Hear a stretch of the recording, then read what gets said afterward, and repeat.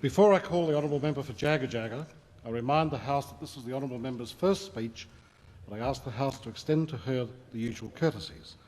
The question is that the address be agreed to. The honourable member for Jagga.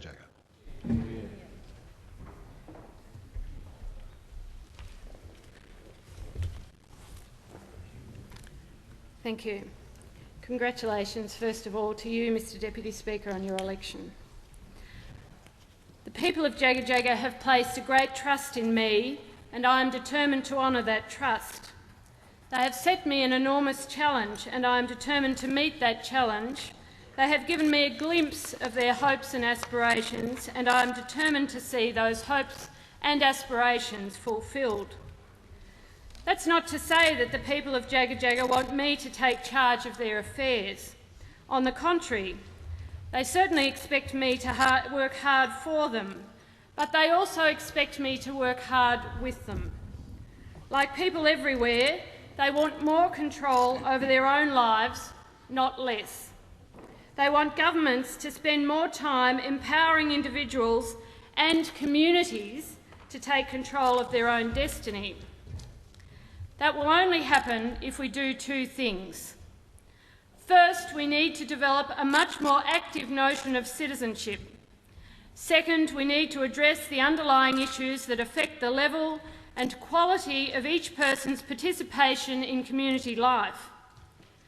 When I talk about citizenship, I'm not talking in narrow legal terms. Being a citizen means much more than having a vote or holding a passport. It means being able to share in the life of the community. It means enjoying a certain level of security. It means belonging. If we accept this broader definition of citizenship, we will be well on our way to building a stronger democracy and a fairer, more secure and more cohesive society. Generally speaking, Australians enjoy a strong sense of community and a high degree of social solidarity. While we often tend to take these things for granted, those of us on this side at least recognise that the values of community and solidarity are something to be nurtured and cherished. Unfortunately, there are many of those opposite who don't share this view. They subscribe to Margaret Thatcher's notorious opinion that there is no such thing as society, no such thing as community, that the world is made up of isolated individuals, or at best isolated families. Hence their faith in economic rationalism, which purportedly maximises the autonomy and liberty of the individual. But does it? The economic rationalist policies are now being blamed for the disintegration of Britain's social fabric. As support systems have been removed and opportunities have been closed off, people have become less secure, less able to provide for themselves and less certain of their future. They have been increasingly denied the freedom to make meaningful choices about their own lives. The renewed interest in active citizenship is a direct response to economic rationalism. It reflects people's common sense recognition that whatever the Liberal Party drives might say, we are united by a shared social existence and a shared civic ethic. It reflects the community's belief that legitimate social needs should be met by appropriate social services. It also reflects an understanding that some of the most pressing and momentous problems facing us today, most importantly the degradation of our environment, can only be dealt with collectively. By embracing active citizenship, we commit ourselves to three things. First, that all members of the community are of equal intrinsic worth, and that all should enjoy the same opportunities to recognise their full potential. Second, that all members of the community have the right to organise, to pursue their collective interests, and to participate in the direction of public policy. And third, that people have a right to those things without which active citizenship is impossible, especially work, education and health services. These are the underlying issues affecting the level and quality of each person's participation in community life. Let's look at these in greater detail. the right to work is fundamental in a civilised society. Unemployment marginalises and excludes people from full participation in the community. It follows that employment and income security are essential for active citizenship. While Labor was successful in creating jobs, there is still much to be done. Labor's working nation offered an integrated solution to unemployment. It combined support for the long-term unemployed, considerable increases in funding for training and retraining, practical support, not rhetoric, for employers, development initiatives designed to improve the economic regeneration of depressed regions. This is precisely the mix we need if we're to break the back of unemployment, and it would be totally irresponsible to change direction now. The government has already committed itself to a fiscal policy deliberately designed to stifle economic activity and to reduce employment opportunities. To dismantle working nation as well would be to rob the unemployed of all hope. It's particularly important that we maintain the momentum of urban and regional development. Some parts, it is true, of Australia have felt the effects of economic restructuring much more than others. The decline of particular industries has created local concentrations of hardship and unemployment in places like the northern suburbs of Melbourne, and particularly in parts of Jagga Jagga. The 1956 Olympic Village and the surrounding industrial estate are very representative of this problem. It isn't good enough to tell people in these areas that market conditions have changed. It isn't good enough to tell them that it would be economically rational to pack their bags and move on.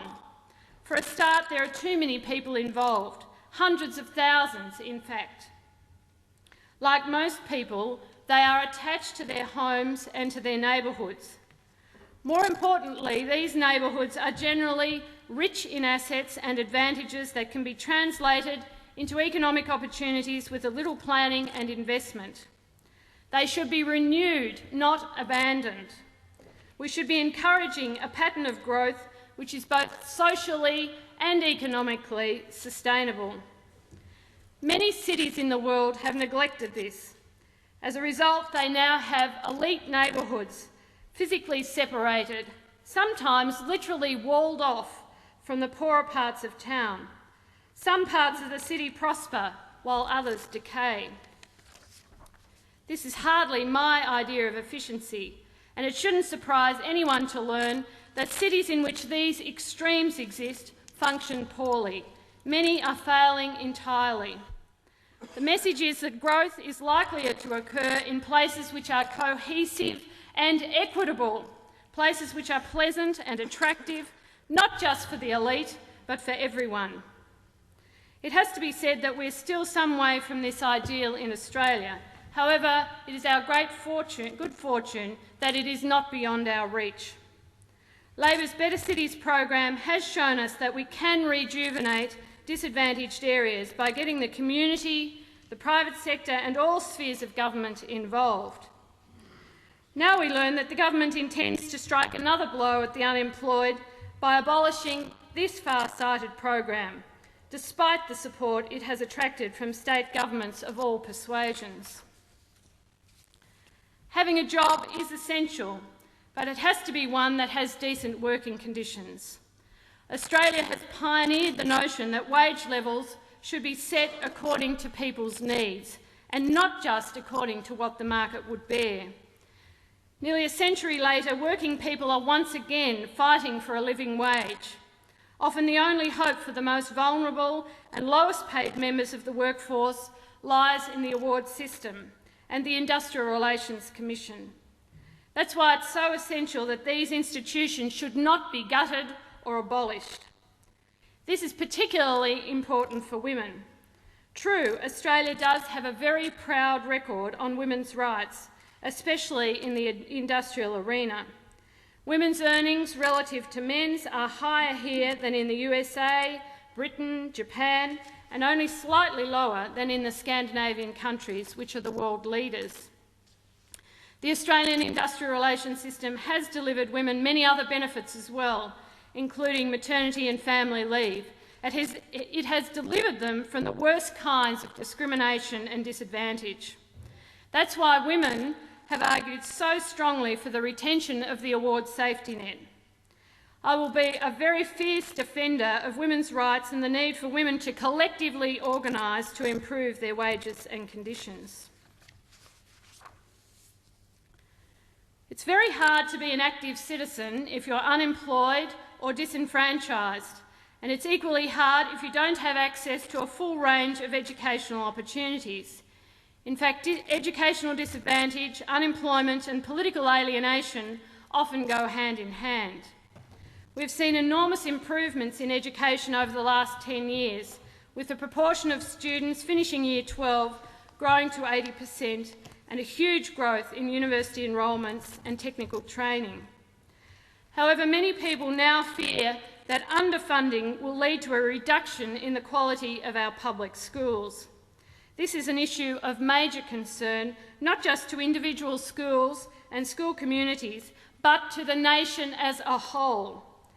Let's be clear about this. Education is not just a state matter. Education is a matter of the greatest national importance. If we are serious about giving people equality of opportunity, it is imperative that we develop and maintain a quality public school system based on consistent national standards. It's equally imperative that we give more attention to the education and training needs of adults. People need the chance to acquire new knowledge and new skills throughout their lives. We can give them that chance by turning our schools into learning centres for the whole community. Active citizenship requires a certain degree of security, including security from the anxiety associated with illness. That's why Medicare is so important. That's why it must be protected and extended. Those of us from Victoria have seen what the Coalition's attitude to the public provision of healthcare really is. The idea that caring for the ill, the infirm and the disabled is a community responsibility is totally foreign to the Kennett government. Their only interest is in health costs, or more particularly, public health costs. They don't seem nearly so concerned about the burden the private health system imposes on the community. If the federal government cares as much about Medicare as it says it does, and as the overwhelming majority of Australians, and certainly the people of Jagga Jagga do, it must tighten, not weaken, tighten the Commonwealth state Medicare agreements to ensure that the Kennett government and others similarly inclined can't white ant the public hospital system. It is particularly important that federal funds allocated for public hospitals are actually spent on public hospitals. Giving more responsibility for hospitals to the states will only weaken Medicare by undermining its basic premise. And let's not forget, this is the basic premise of Medicare, that every Australian should be able to get into a public hospital bed whenever they need it, and that it should be free. The same goes for aged care and childcare. Giving up their share of responsibility for the care of the elderly and children, as the Coalition seems intent on doing, and handing that responsibility to the states is a recipe for lower standards and fewer services. It will leave families to carry the job alone. It is the antithesis of responsible government to give up caring for the most vulnerable in our community. Employment growth, integrated urban and regional development, quality education, universal health care. These are just some of the preconditions for active citizenship. Governments have an important role to play in ensuring that these preconditions are met. They have an important role to play in creating a stronger democracy and a fairer society. My role will be to focus on these vital issues at every opportunity. It will be to ensure, as far as I can, that the path of active citizenship is open to every Australian. And let's remember that half of us are women. For true democracy, half of this place should be made up of women. We have a very long way to go. The Australian Labor Party will do its part. this great party and the many party workers who contributed to my election want to see more women in Parliament. My thanks to all of them, not least of all to Steve Herbert, my campaign director, who is a tireless worker for Labor. Even more profound, as all of us have said and will say, is of course my obligation to my parents, my partner Ross, and to my children, who will suffer the greatest burden of all. These are the people to whom I already owe the most and to whom I will certainly owe much more before my time here is over. Then there's my predecessor, the first member for Jagga Jagga, Peter Staples, who has the great respect of our community and who worked long and hard over the last 13 years to get a better deal for older people throughout Australia. He has given me the best apprenticeship, which I know will stand me in great stead. Brian Howe, as many on this side will know, has been a wonderful source of inspiration to me, as he has been to so many people. He never lost sight of why he was in this place, never. His humanity and his ability to achieve outcomes that were just as well as practical should be an example to us all. He gave me the opportunity over the last 5 years to head 2 national policy reviews on Australia's health system and on Australia's urban and regional development. And of course, it's a great challenge now to be able to bring those ideas into this place.